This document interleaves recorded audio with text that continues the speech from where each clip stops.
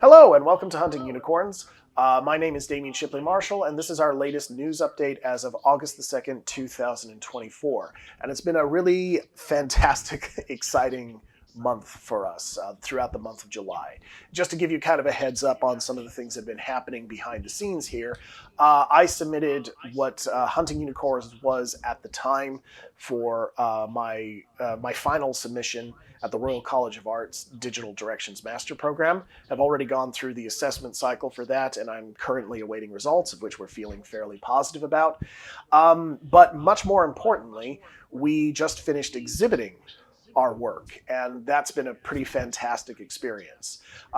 We've been a part of the Royal College of Art's Festival of Communication, in which they've been featuring all 2024 graduate work from the School of Communication, which has included Digital Directions, which is the course that I'm on, Visual Communications, Animation is currently going on, I believe, IED, and other such departments. And if you have an opportunity to check them out on Instagram or any of the other Royal College of Art socials, I really encourage you to do so, because there's been some fantastic work across the entire festival. And of course, we were featured in it as well. We got to do a concept trailer at BBC's Television Center in White City. We were also featured, that same concept trailer was also featured at Outernet in Tottenham Court Road. And of course, we were exhibiting all throughout last weekend, the 25th through the 29th. And we received a lot of positive comments from it. There are even some people who came up and said that they had come from similar backgrounds that they had left, so the work really resonated with them, which of course is always great to hear. But we've also been receiving positive comments from other people, as well as some constructive feedback that I think is really going to help us moving forward. So we're all super stoked and super excited about that, and it places us in a very good position to talk about what's coming next. So, of course, the biggest piece of news, I suppose, is that this project is no longer really tied to the Royal College of Art. Now, that doesn't really change anything as far as how we're going to functionally operate, because we're still using the same process that was approved of by the Taught Ethics Board when we submitted to start the assignment.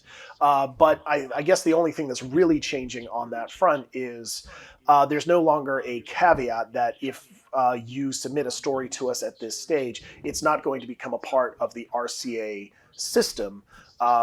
It's not going to be stored on any of their servers, because there's no longer a need for assessment. So the only thing that's really going to change is some language around our consent forms. And of course, if you're submitting now, you just have to worry about it being exclusively on our site and not worrying about anything that's going on with the RCA. But that's really the only thing that actually changes.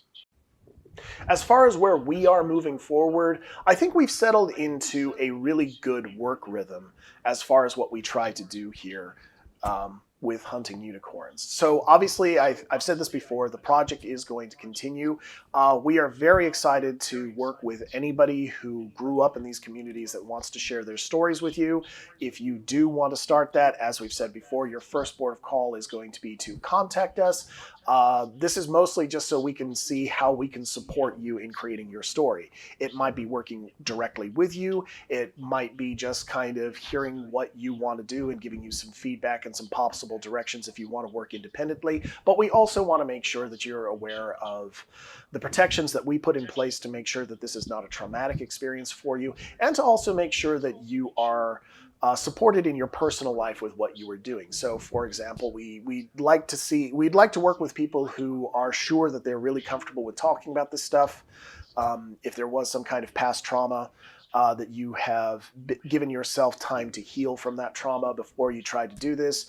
Make sure that somebody in your life knows about what you're doing by just showing them what we do and showing our material so that they can work with you on this and that kind of thing. We generally try to keep it to where we're working with about 2 people at a time. And right now we've got 1, possibly 2 projects in the work with some folks. But there's also going to be some independent pieces that we do as well. Now, of course, we can't really give much of a production schedule because we like to make sure that people that we're working with have enough time to restabilize and process some of the things that we're doing, and also make sure that the story is really exactly what they want. So we don't really hold anybody to a deadline. So of course we can't necessarily promise exactly when content is going to be coming out, but we're going to be working for the foreseeable future in making stories in collaboration with others, and of course also making some of our own stories. As we've continued to work with people, it sparked some ideas that we want to try. We are going to be resuming the tutorial series as well. I know it's kind of been left stuck on the AI series for a little bit. As of right now, there's really only 3 tutorials on there. I think they're pretty extensive, but I think what we're going to be focusing on now is just kind of some other programs that you could potentially use, some other programs that we're thinking of using, but also how you kind of morally engage with this thing of generative AI. Going into it, we were very excited by the prospect of people being able to visualize their ideas almost immediately and have a great deal of creative control.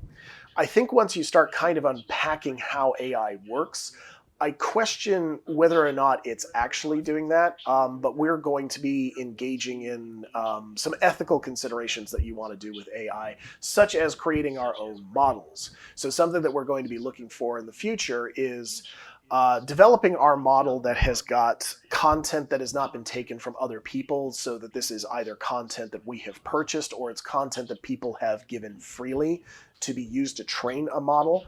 And we also want to work with the community in creating other things that we can use in the development of that model. So there's going to kind of be a hunting unicorns model for the AI program that we're going to be working with. And on that note, we've officially joined the Runway community and have a standard subscription.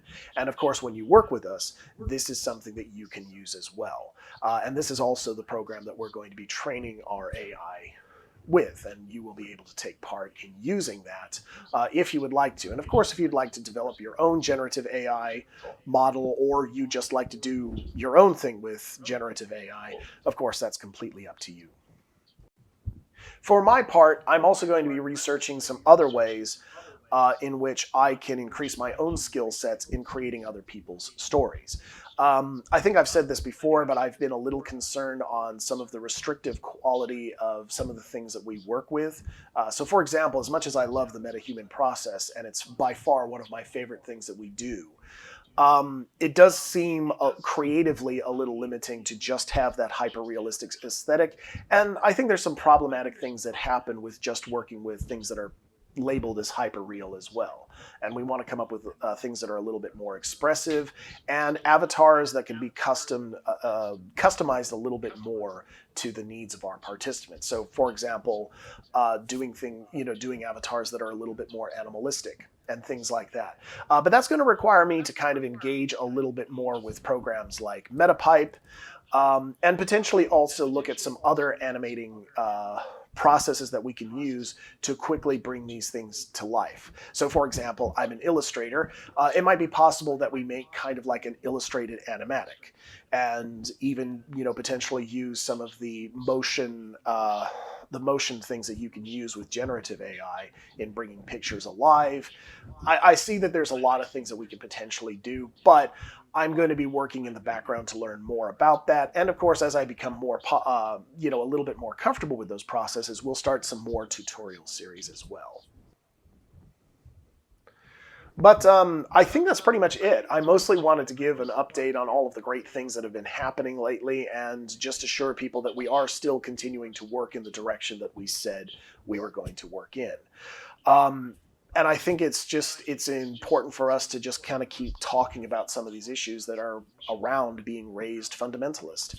That, it's a very complicated issue, and I think that dialogue and telling each other stories about what the experiences are really the best way for us to really understand what's going on. Because it's been informative for me as well, as somebody who grew up, very suspicious and sometimes hateful of religion, it's kind of opened my eyes to the idea that when you even just looking at the word religion, that's a very wide and complicated topic. And fundamentalism, the way I kind of see it now, almost doesn't even really fit into a lot of the religions that kind of inspire some of the dogma that's going on within those communities. And I think that's important for everybody to understand as well. So yeah, it's been a really growing experience, not just in the technical stuff that I've been learning to do, not just for my mother, who's been getting back in and engaging with her writing again, but it's also kind of helping us inform a lot of our own practices, because we do deal a lot with repression, and in particular people's desire to self-repress and what that actually leads to. That's what kind of goes into my illustration work. That's what goes into her writing. So it's been very informative of the people who've been sharing their experiences and helping us understand how we can push our practices even more as well. So yeah, I think that's fundamentally it. We're going to keep doing what we're doing, and we're very malleable still. As I said, I think this experience is going to change as we continue to connect with other community members, as we start developing new processes in order to meet the needs of people who want to join the community and things like that. So it's really exciting. I'm really happy with what we've done so far, and I'm super excited to see where things are going to end up and what the project is going to look like in 1 or 2 years' time. So thank you very much for everybody who's been participating, even if you're just a person who comes by, shares a comment, or just drops us a line to say, hey, thanks a lot, this was great, or I think you guys are doing good work, or even the ones that said, you kind of need to work on your animation a little bit more. That's all appreciated, because in the end, that all really helps us moving forward. So thank you very much. I hope you have a great day, and I will see you in the future.